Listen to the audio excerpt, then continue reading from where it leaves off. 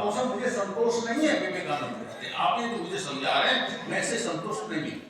आप देवी मां से विनती क्यों नहीं करते कि आप स्वस्थ हो जाए? हाँ, मैंने देवी मां से विनती की और देवी मां ने कहा कि आप जल पियो, जैसे नरेंद्र जल पिएगा, विवेकानंद जैसे जल पिएगा, वो तुम्हारे भीतर पड़ जाएगा।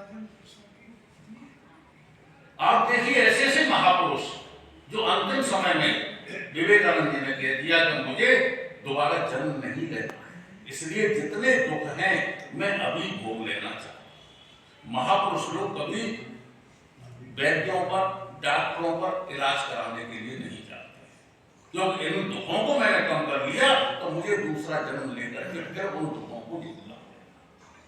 इसलिए जितने दुख मिल रहे हैं उन सबको मैं अभी, डोंगरे जी को कैंसर था, लेकिन डोंगरे जी भी अंतिम समय में मुस्कुरा रहे थे, हंस रहे थे। डोंगरे जी मान बुद्ध को आपने पढ़ा होगा, गौतम बुद्ध को कि मृत्यु कैसे हुई? जहर से। अपने एक शिष्य के यहाँ भोजन करने चले गए, बहुत गरीब शिष्य था और वो पिछले 30 वर्ष से कह रहा था कि महाराज एक दिन हमारे यहाँ भोजन करिए। और जब भोजन करने गए तो वहां कुकुरमुत्ते की सब्जी, बरसात में पैदा होता है पानी के सहारे कुकुरमुत्ते की सब्जी उसके यहाँ बनी और गौतम बुद्ध ने जैसे ही एक और मुंह में रखा तो वो समझ गए कि इसमें जहर है। अब मैं खाना छोड़ता हूं तो इसको बहुत दुख होगा कि मैं 30 वर्ष से ये प्रयास कर रहा था कि आप एक दिन मेरे यहाँ भोजन करें और अगर मैं खाना छोड़ता हूं तो इसको बहुत दुख होगा। और वो उन्होंने ग्रहण कर लिया और वो चले गए, हंसते हंसते चले। तो सुख और दुख ये कहां से पैदा होते हैं? महाराज जी कह रहे ये मन की कल्पना है, लेकिन ये तो निश्चित ध्यान रखिए कि सुख की उत्पत्ति दुख से होती है। मैंने एक गीत सुना था, 4 लाइन उस गीत की सुनाऊं मैं।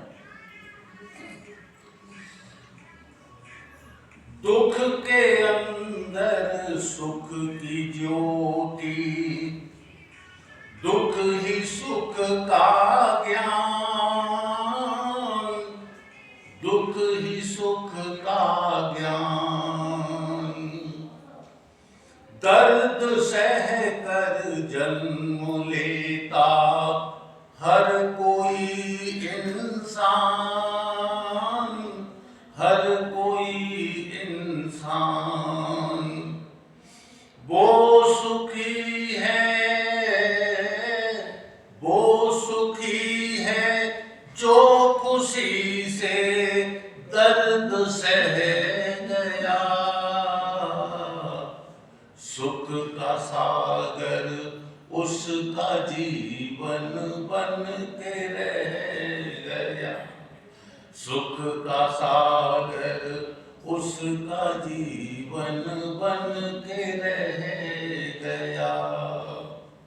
और एक बात और इसमें विशेष है कि सुख और दुख का संबंध स्वार्थ से है। सुख और दुख का संबंध स्वार्थ से है। ये भी हम मन की कल्पनाएं तो है, लेकिन स्वार्थ से सुख और दुख का संबंध है। कैसे? एक बहुत बड़ा आदमी जब मरा, मृत्यु हुई, तो उसने एक आदमी को ब्याज पर 10 लाख रुपए दे रखे। जिसको 10 लाख रुपए मिले थे उसने सुना वो मर गया तो वो खुशी से चारों तरफ, इतना खुश था वो, चारों तरफ दौड़ रहा था, भाई मैं तो बड़ा खुश हूं, मैं बहुत खुश हूं, जिससे मैंने 10 लाख रुपए लिए थे वो बहुत खुश था। नेशनल डेथ एक्सपेरिमेंट हुआ, NDE, दार्शनिकों ने, फिलोसफर ने NDE एक सर्वे किया इस बात का कि लोग कितने सुखी हैं और कितने दुखी हैं। जो मरे थे उनके घर गए, उनकी पत्नी से पूछा कि तुम्हें सुख हुआ कि दुख? पत्नी बोली अरे मुझे तो दुख है। कितने परसेंट? के 100% दुखी हूं मैं, मेरे पति चले गए।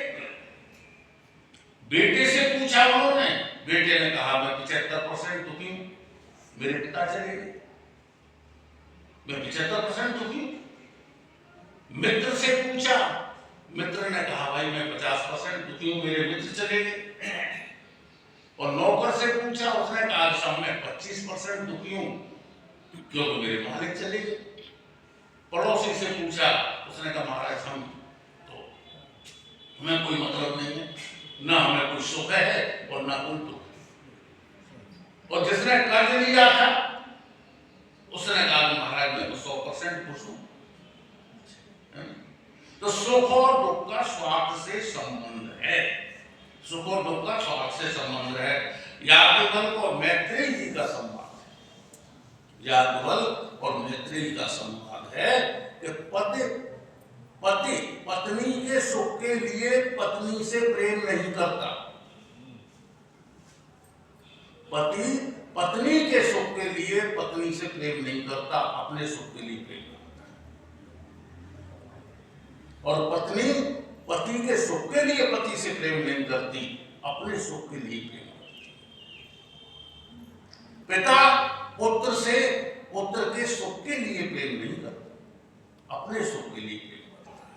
पिता ये सोचता है मैं वृद्ध हो जाऊंगा तो ये मेरी सेवा करेगा, और पुत्र भी पिता के सुख के लिए पिता से प्रेम नहीं करता, अपने सुख के लिए।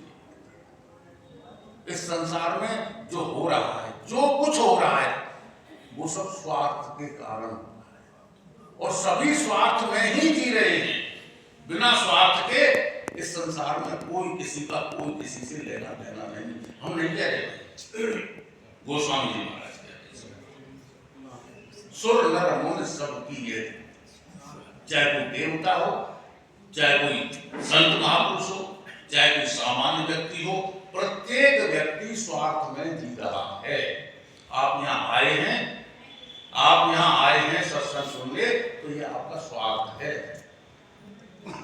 आप भगवान के लिए आए या ना आए, लेकिन स्वार्थ जरूर से हो रहा है कि हमारी बुढ़ापे में दुर्गति न हो, हम महात्माओं की शरण में चले, हम भगवान की शरण में चले।